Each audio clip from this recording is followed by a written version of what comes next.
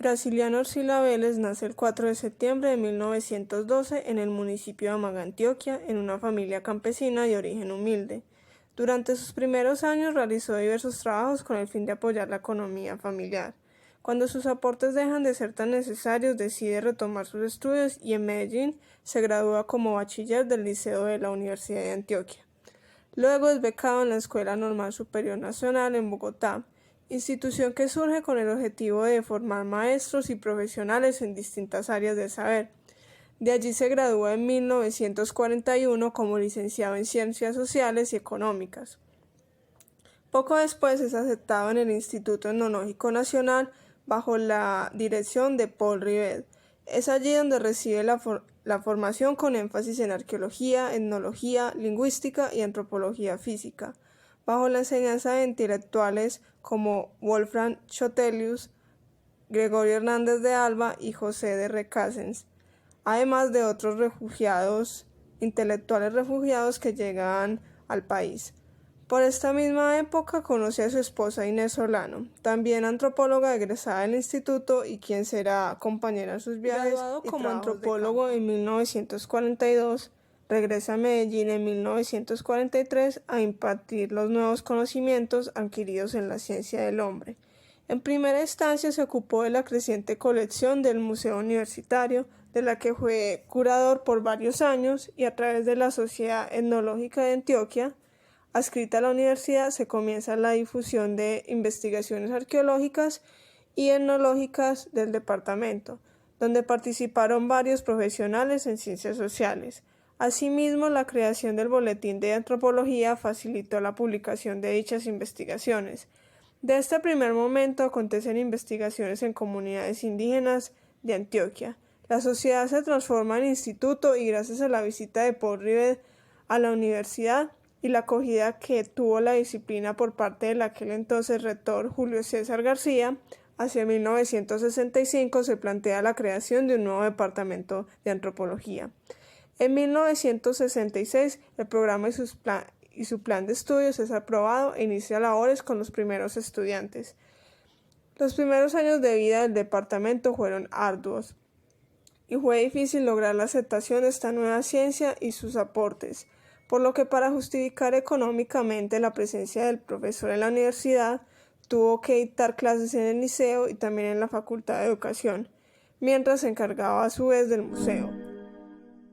Entrada la década de los 70, el ambiente universitario, no solo en nuestra universidad, sino a nivel nacional, se transforma radicalmente, influenciado por los sucesos y revoluciones sociales a nivel mundial, como el movimiento hippie, la revolución cubana, la aparición de grupos armados al margen de la ley, por lo que el plan de estudios inicial para antropólogos se ha puesto en duda en cuanto a su pertinencia con la realidad social, y son los mismos estudiantes los que presionan a sus maestros a hacer cambios significantes. Por estas y varias razones, el profesor decide retirarse de la docencia en 1971 y continúa sus labores en el museo y de trabajos investigativos de forma independiente. Su metodología de trabajo consistió primero en trabajo de campo. Sus primeros trabajos de campo fueron salidas bajo la dirección del Instituto Etnológico Nacional. Y siendo fiel a las enseñanzas de el trabajo era muy importante, el trabajo de campo era muy importante a la hora de estudiar las culturas indígenas del país y de Antioquia, que era el objetivo que se tenía en ese entonces.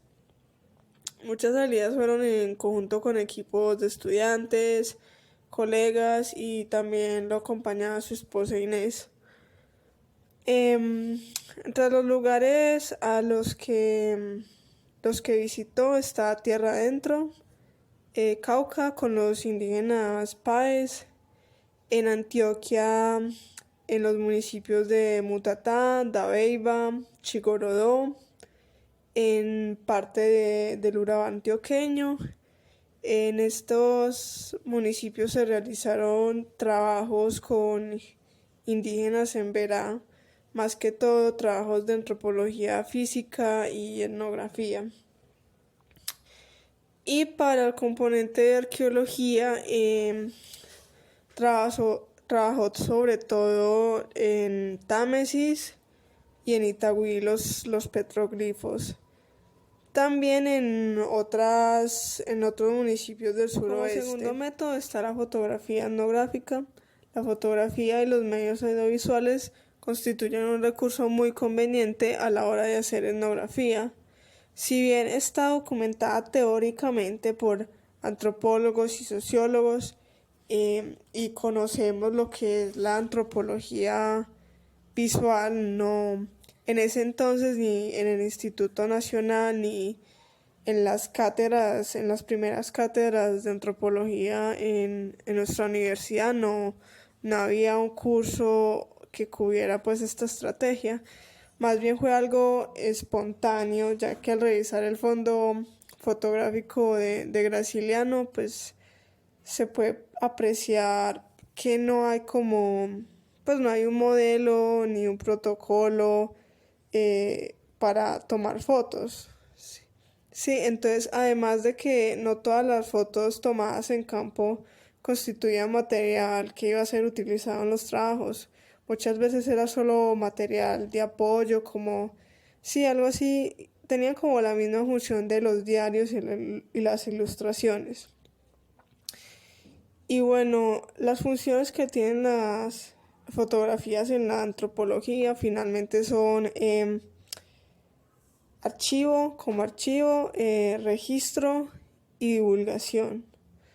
Nosotros mediante las fotografías podemos registrar sistemáticamente lo vivido, dar cuenta de la vida del otro, de la alteridad, y pues las fotografías son una representación de la realidad. Otra técnica que se utilizó en campo fue la encuesta lingüística, que es un método empleado para obtener los datos lingüísticos por parte de hablantes nativos de la lengua que se quiera estudiar.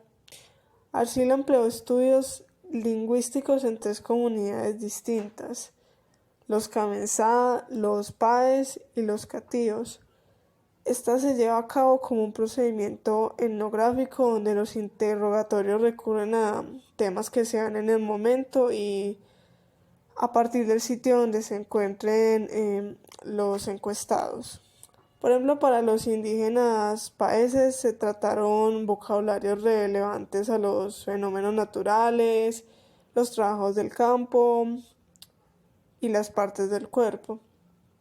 El registro de estos datos se enfocaba en los fonemas más importantes de las lenguas, transcritos desde los fonemas de la lengua castellana. Igualmente desde la fraseología, que es mediante frases escritas según el orden lógico gramático de la lengua de ellos, se puede establecer la clasificación del idioma. Y con estos datos se puede llegar al análisis de comparar las lenguas. Y además de comparar las lenguas, también él llegó a ver como qué tanto impacto tenía la relación con los colonos en el cambio de los fonemas en el lenguaje. Como ya había mencionado antes al principio, él se dedicó a trabajar no solo en una área de la antropología, sino en varias, y pues en cada una de estas hubieron aportes teóricos, más que todo en las partes de etnología y en arqueología. En arqueología, para las hipótesis sobre la organización social de los grupos prehispánicos desarrolladas por el profesor, podemos identificar 2 tendencias. La primera, de tipo difusionista, y la segunda, de evolución multilineal. En la línea del difusionismo habían varios grupos a nivel regional con diferenciado nivel de desarrollo tanto político como tecnológico. Estos cambios se pueden ver afectados producto de migraciones y contactos entre pueblos. Las sociedades tienen la opción de enriquecerse o de caer culturalmente. O en otras palabras, se asimilaban y eran absorbidas por la cultura dominante o morían. Ya la teoría de las ideas que tienden a la teoría de evolución multilineal son a partir de los estudios de los petroglifos. Bueno, los petroglifos fueron de gran interés para el profesor, desarrollando dos teorías para diferenciar su origen cultural. La primera afirma que los petroglifos situados en tierras altas contenían representaciones de figuras antropomorfas y por otro lado los de tierra baja a orillas de los ríos representaban figuras zoomorfas. Esta diferenciación pudo haber estado influenciada por teorías que indicaban diferencias entre sociedades de tierras altas y bajas, siendo más desarrollados los primeros que los segundos. Y esta hipótesis presenta un determinismo ecológico que fue planteado por anticuarios colombianos desde el siglo XIX. En cuanto a las figuras en espiral o sigma, parecían ser un elemento iconográfico de los grupos antillanos que se asentaron en la región. Y el sigma se extendió a varios instrumentos, a los rodillos de impresión, a los volantes de uso y la decoración de vasijas cerámicas. El autor denominó la hipótesis de los sigmas como fenómeno cultural de la cisma, según la cual es posible que los grabadores de roca del Valle de Aburrá y del noroeste colombiano sean posteriores a los ceramistas preconquista que introdujeron dichos diseños a la región. Bueno, finalmente para hablar sobre los aportes a las antropologías contemporáneas, podemos decir que pese a su corta estancia como director y docente del departamento, muchos de los egresados y profesionales que trabajaron a su lado reconocen la gran labor que realizó Graciliano en crear la base para el desarrollo de la antropología en Antioquia. Pues siendo una ciencia con muchas posibilidades y posibles aportes para la sociedad, aún luchaba por un reconocimiento y una aceptación en el medio científico, el cual era muy hostil frente a las ciencias sociales y humanas. Hasta la década del 70 ningún investigador que no fuera antioqueño había trabajado en la región.